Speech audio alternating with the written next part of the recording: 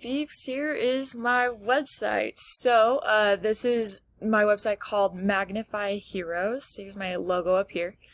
This is what it looks like. Here's a little bit of the about information. Here's some of the events for my site, and then some testimonials, and I can kind of scroll through here and read the different testimonials. And then down here is my donate button.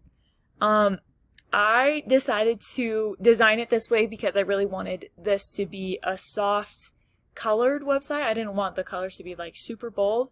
I want it to be like a more appealing website because of that, because of those soft colors. And for my fonts, I wanted a font that isn't seen all the time, such as Arial or Helvetica or Times New Roman or anything like that. I wanted to kind of do a font that was slightly different, and then a good contrasting font for my headers that I felt was a little more decorative but also a little bit more modern, so I kind of found that little blend in there. And basically what my website is about is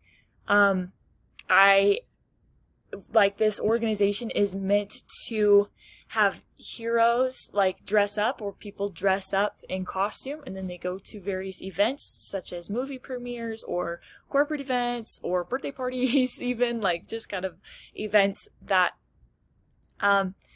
where people go to dress up for, and then you pay to take a photo with these people, but your money proceedings like goes towards charities, particularly people who are heroes in our everyday lives, who need a little bit extra of a boost, such as authorities of law, and here's like that list down there.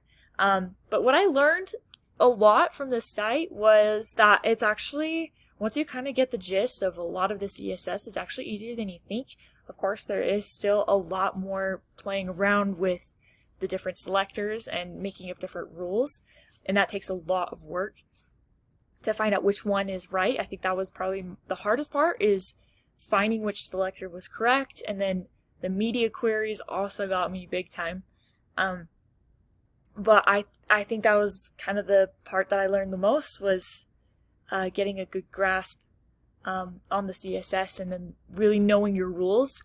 And then once you have a good idea of your rules, then you know how to play with them and how to alter your site to make it how you like. So thanks everybody for watching.